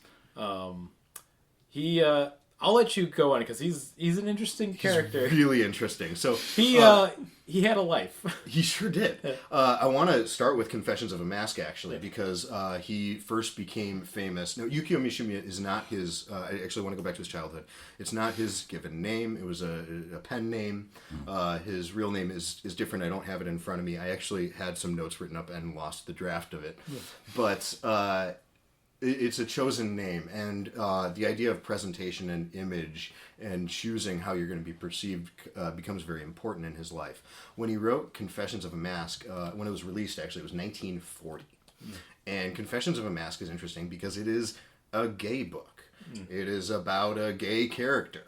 And in 1940, this became an international bestseller and got him considered for the Nobel Prize for Literature. Which he would be considered for 2 more times, although he never won. Makes him a huge literary star all over the world, especially in Japan, and he goes on to publish several more plays and novels, poems, becomes a massive figure in Japanese culture for the next 30 years. He stars in and makes a couple of films, and his life was always sort of an expression of art. He tried to do things for beauty and for art. It was very important to him. Yeah, and concepts of masculinity. He had some very interesting ideas about the concept of masculinity and how that relates to beauty and how that relates to how one should choose to live their life. which are really interesting, and I strongly recommend this film, Mishima: A Life in 4 Chapters, which I'll get into more in recommendations. As Mishima comes from a very rich family. They're closely connected to Japanese aristocracy, and when he was young, he did not get a chance to fight in World War II. He was deferred because he was believed to have TB, although he did not, and he felt that was a bit of a bit of shame for him. He's the classic sickly boy. He was very sick as Mama, a kid. I wish to go to war. And later, he got very into physical fitness. And as he became more famous and more rich and more powerful, the long story short is that eventually he decided to create his own army. He created a army of 90 twinks. At least I call them twinks, because they're all college-age young men. When we look back, history will label them twinks. I just want to say that. This is the story of Mishima and his twink army. And what they did one day in 1970, which was, Mishima had this army. They modeled themselves after what they believed to know about samurai. The book, the Hagakure, I believe. Is it about Bushido? Right? Well, no, it's about ways of living for samurai. Yeah. That they studied a lot and trained together. They had basically they were doing like MMA style training and carrying samurai swords around Tokyo, which was totally illegal and still is. But they were getting away with it because Mishima. And one day he takes his number 2, who he was absolutely in a romantic relationship with, and 3 other of his guard, and he takes them to a military garrison, the Japanese Self-Defense Force. And they're let in because he's famous. They go to see the general at the garrison under the guise of sort of presenting these young men with a chance to meet the general for their courageous work in Mishima's private army. And so they go and they kidnap the general. Cool. And they barricade themselves in the office. There's actually a little bit of a sword fight. One of the guards gets slashed across the back with a sword. This is all real. I was going to ask Twink Army, what kind of sword fight? These are samurai swords. Oh, okay. I thought it was fun for a second. I just saw you. No. This sounds like you hopped ahead in the show. And you're just explaining episodes we're about to watch, because this is amazing. Yeah. Well, the reason I'm spoiling this point in the story is because it's a well-known piece of modern Japanese history. And there's this fight. They demand that Mishima be allowed to address the garrison. And so they get the general to order everybody to gather below a balcony, and Mishima goes out and he gives this speech. And his speech is all about how Japan needs to return to its roots as an empire. They need to worship the emperor more, that the soldiers have a duty to do this, and that by being a part of this sort of weak Japanese self-defense force, they're sort of betraying their duty to their country and to their emperor. He is booed, shouted down. There's a helicopter flying around. He totally bombs. He gets no laughs. And he gets shouted off stage, and then he does what he planned to do, which is he goes back into the office and he commits seppuku, and his second commits seppuku. And when the other remaining insurrectionists are arrested, they are charged not with trying to overthrow the government or kidnapping or assaulting people with swords. They're charged with assisting in a suicide. And creating a public nuisance.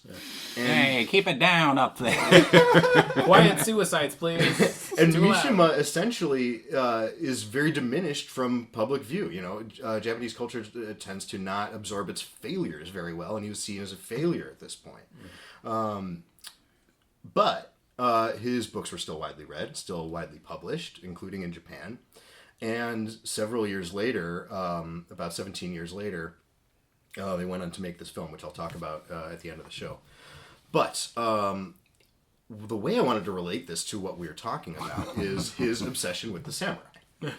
And the way that he created this little army. The Hagakure, I'm not sure if I'm pronouncing that right. Hagakure? Sounds right. Sounds about right. We'll go with it. is supposed to be a way of living for samurai, and the truth is that it was written about 200 years after samurai were completely gone from Japan. No samurai ever read or lived by the Hagakure, and as a matter of fact, a lot of samurai, maybe even most, did a lot of raping and pillaging. Yeah. And they didn't live by much of a honorable code at all. They enriched themselves and other members of their class. Proto policeman. Yeah.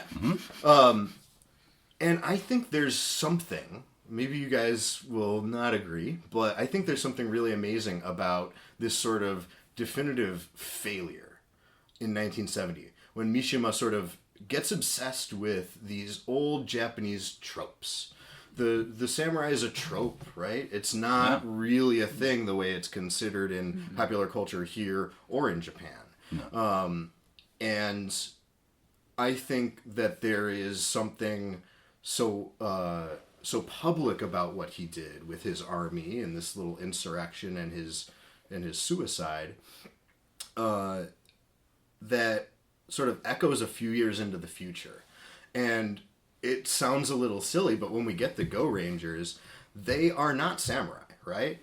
They're not. They're living by some sort of code, but it's not a code. It's not a capital C code. Yeah. They have a boss. There's a system in place. They're part of the bureaucracy, essentially. They're essentially a part of the government, right? And the idea of these saviors is really gone. A lot of the imagery persists, right? A lot of the costumes of the good and bad characters in this might look like some historical figure that may or may not have actually existed. But I don't know. What do you guys think? I was obsessed with this idea.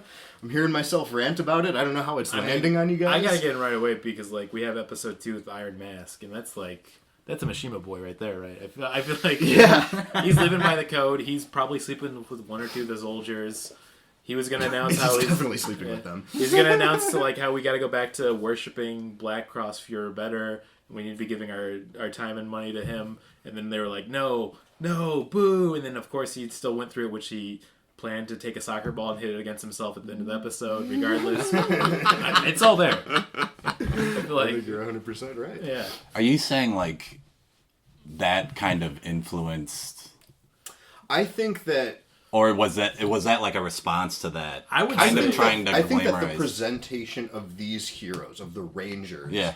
is an evolution of away from the trope of samurai as protectors. Like the new modern ideal of these kinds Yeah, of protectors. Yeah. These are just government agents. They're just doing their job. Yeah. And they Right. fuck it up often, which leads to a lot of people's Yeah. deaths. Really bad at it. A lot They of eat red too much tape. curry. They're just civil servants, you know?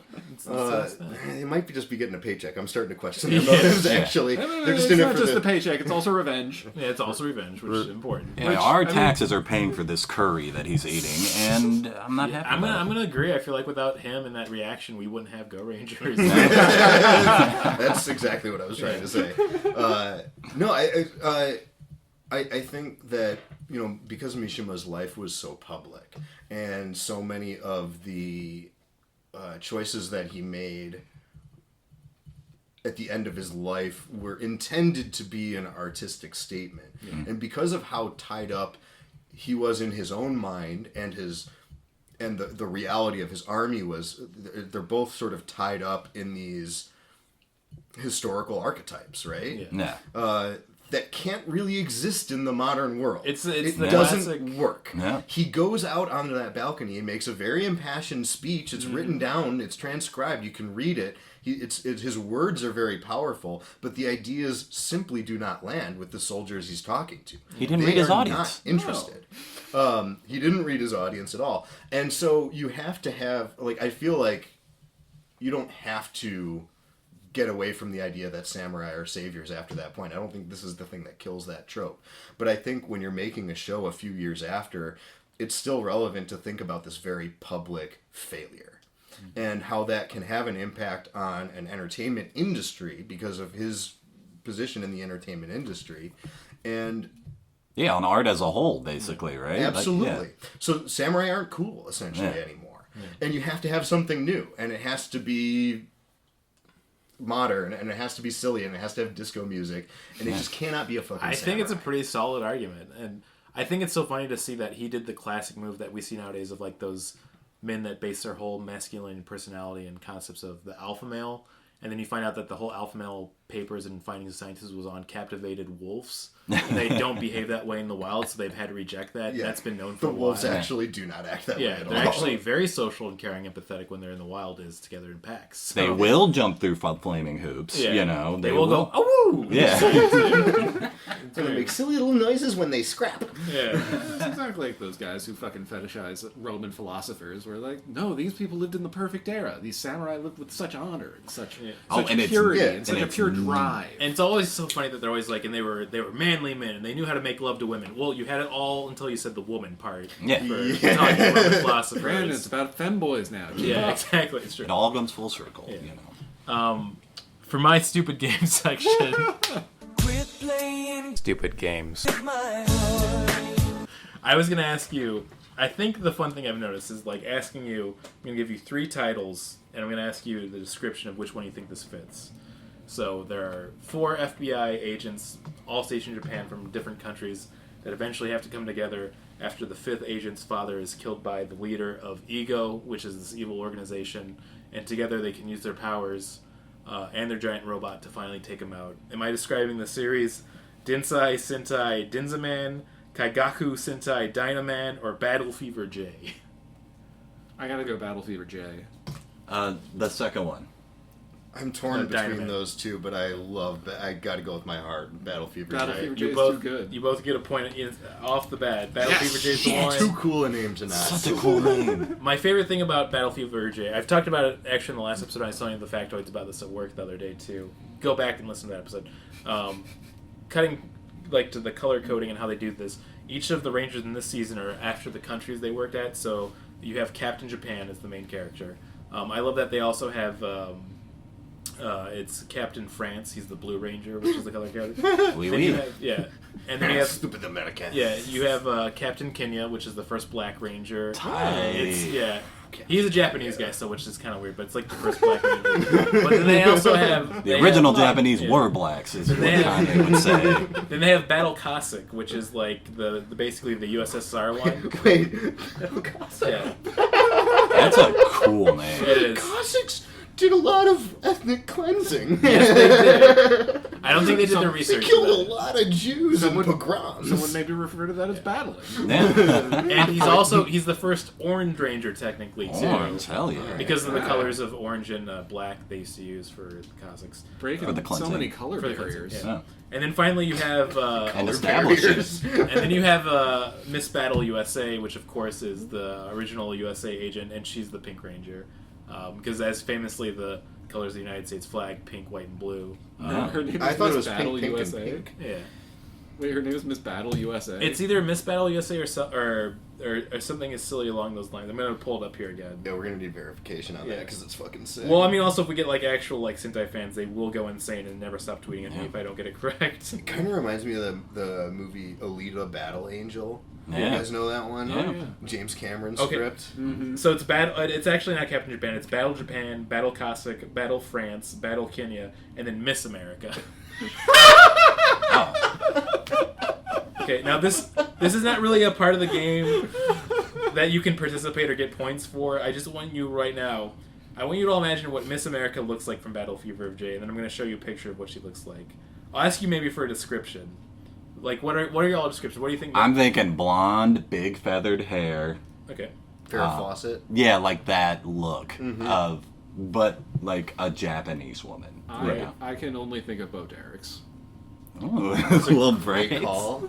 I'm gonna go with what's her face who replaced Eric's sister on that '70s show. Oh, I know who you're talking about. Yeah. I do Yeah. not remember her name. Yeah, I can't remember her name either. I have to give. Well, actually, I gotta look up Bo Derek real quick. You're gonna laugh at this. It's a great guess. Okay, so everybody gets a point. Because let me show you. See, somehow it looks like everything you all described. I'm not joking. Oh hell yeah! Wait, Oh my wait, god, over she's here. perfect. That's incredible. That is pretty much what I had in mind. All of you together have described exactly what Miss America looks like, It's- is a Sentai costume where they literally put a blonde wig on her, and then she has like a leotard and then like weird blue gloves. Little tiny cape, yeah. She's got like a Stars and Stripes shield on her leotard. Okay, I feel like I'm gonna go through and I should show the Battle Fever J team because they are all weird but kind of dope costumes at the same time, and then we'll do our recommendations plugs. We've been going long, but it's fun. Look at Battle Caustic too. He's got the sickle and hammer too, which is great. That's sick. Yeah, he's got that. God, these early Tokusatsu shows just have such fucking good costume design. Yeah, What's just freaking the me drip out alone about, is just... Battle Caustic's freaking me out a little bit because he's got a belt with all the pelts of the Jews that he's got. Yeah, and the Jew foreskin. pelts. I do like that that Battle Kenyan does actually have kind of like a cool Black Panther vibe to him from like the 70s comics. Yeah. So they did make him kind of Puma-like. Which is, I mean, he had his own... It's a cool look. He had his own dressing room, which was pretty nice. If they threw a little Separate bit more red on his costume, he'd kind of have like the green, yellow, red. Oh, yeah. Africa thing. The first Hotep Ranger, I'm into this. He's gonna tell some real fucking truth. The Zords were built in Egypt, see? You know, like... Louis Farrakhan built the droids. They're like... Okay, my favorite thing on... No Black Cross ever called me the... Yeah. There's nothing that can replace this, and that's why I think Elon Musk should go to jail if he does destroy Twitter, which is the beauty of seeing the Black Twitter crossover of somebody from Black Twitter posting about what of their Uncle Hoteps have posted about for one of their theories or conspiracies. You can't get that. It's just, you can't get that anywhere else. Alright, I guess stop looking at pictures of Battle Fever J, Miss America. I don't know, it could be a whole new pod. Yeah. I'm going to try to go quick for recommendations and plugs. We'll just get into it right away. Pause there so I could get the drop in easier.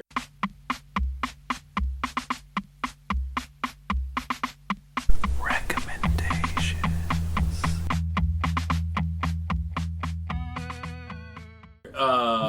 I'm going to recommend, I started watching Dojingers, which is a modern tokusatsu show that's a comedy parody on all of these. And the only reason I wanted to mention it is because there's just a really funny part in the first episode I watched where the main character's trying to have like a speech against the villain, and it's so funny the villain does not take him serious at all. He's like, oh, you want to join my game? Hey, bring out the pelts, boys, bring out the pelts. And literally a henchman comes out with a wolf pelt and puts it on. I was like, yeah, you look kind of cool like that right now. You want to join my bad guys? It's like, no, I don't want the pelt. I'm not a baby. It's a really weird show, but I'm really enjoying it so far. So yeah, check out Dojinja. It's really easy to download illegally. I'll recommend something because I'm a huge fighting game fan. I'm a big fan of, the fight games. Yeah, and just Japanese culture in general, and the bombastic nature of all of the action and fights and stuff. There's a game series called Guilty Gear, and I highly recommend any of the iterations of it. There's 3 different iterations. My favorite's the original one, Guilty Gear Accent Core plus R. That's like the most fine-tuned version of the original version, and it's like it goes on sale on Steam for like $2. And if you like things like Kaijin stuff and like wild concepts like Miss America, like the game is a fighting game, and the man that made it based all of the characters off of rock and roll and like metal. Yeah. Like the main character's name is Soul Bad Guy, and he's based off of Freddie Mercury from Queen, and it's super intense and super anime, and it's a blast. I highly recommend it. Yeah, it's a great thing. Yeah. I mean, I was instantly sold when I played it, and I got to play as Dr. Faust, which is a giant, tall doctor whose weapon's a giant scalpel, and he wears a bag on his head. Mm-hmm. Sometimes he doesn't. Depends on his mood. I'll recommend a game I've been playing recently. I started a Hypnospace Outlaw recently with my partner. Oh, that's a good one. Real interesting game. It's a fake version of late 90s internet where you are a moderator on a web service that people use in their sleep. Oh fuck. It's really neat. All of the music in the game is completely original, made just for the game, and it's fucking sick as hell. The web design itself, it's like tripping into the most beautiful time machine. That sounds wild. That sounds great. It's high recommendation. What's it called again? Hypnospace Outlaw. And if you've ever heard of Hot Dad, he did a bunch of music for it under the name Chowderman. It's great. That's a really funny name. Incredible recommendation just for the name. I gotta go back to my recommendation real quick too. I forgot the funny pun in Japanese is Dojingers translates to basically to y'all rangers. Like they're joking, like they're colloquial for saying y'all human rangers. So Y'all Rangers. yeah. Really funny to me. I'm gonna be recommending. I've been really getting into the films of Paul Schrader. Oh yeah. Who is the director of Mishima: A Life in 4 Chapters. That's the first of his films I'm going to recommend. I watched it a couple weeks ago. Quickly became one of my top 10 all time. It's an incredible film. I just want to tell you a little bit about the structure of the film because it's really interesting. It is indeed 4 chapters. Each of the first 3 chapters are split into 3 storytelling modes. The first one is shot in black and white, and it's the real biographical details of Mishima's life as a younger man. The second is shot in color, and it's the events leading up to his last day and on his last day. And the third is shot in very surrealist sort of stage sets, kind of Brechtian stages, and those are adaptations of some of his novels and in segments. Beautiful, incredible film, great performances, directed by Paul Schrader, written and adapted by him, his brother, and his sister-in-law, Cheiko Schrader, who is a very well-known figure in the Japanese film community going back several decades, and also a really prominent translator historically for Japanese newspapers. She's a really interesting person in her own right. As an addendum to my earlier rant about Mishima's life, my sources on that were the film commentaries, largely, including some interviews with Cheiko that are available on the Criterion Channel, as well as an episode of the Lions Led by Donkeys podcast, hosted by Joe Kasabian, military history podcast. It's really fun. The Battleship Yamato episode's really great. That's also about Japanese culture of them we gotta make a battleship so big it doesn't work. Which is literally what happens the whole episode. This show's a riot. Just You son of a bitch, I'm in. Making fun of incompetent people is great. But I do want to say, films of Paul Schrader, Mishima: A Life in 4 Chapters, American Gigolo, if you want to see Richard Gere hang dong. That's classic. It's a great movie. You son of a bitch, I'm in. And there's a more modern banger, First Reformed, which came out a few years ago. I didn't realize he was First Reformed. A modern classic, yeah. And considered one of the best movies of the year it came out. So check it out. Yeah, it's great all around. These are all great recommendations. I hope you all had fun. Sure did. I mean, I'm gonna stick with our sign off, which is if life's giving you issues, give them the soccer ball. Yeah, I mean, the storm, baby. Yeah, give them the storm. The storm is coming. You know what? The storm is coming. And where one goes, we all go. No, okay, because oh goddamn QAnon, man. Oof. Silly organization. Thanks for coming through, Martin. Yeah, thank you guys for having me. Super fun. And we'll never have you back.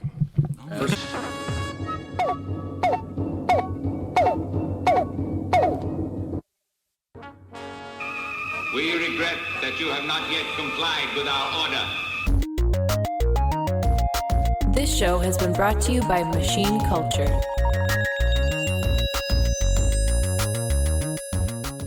The words get stuck in my throat.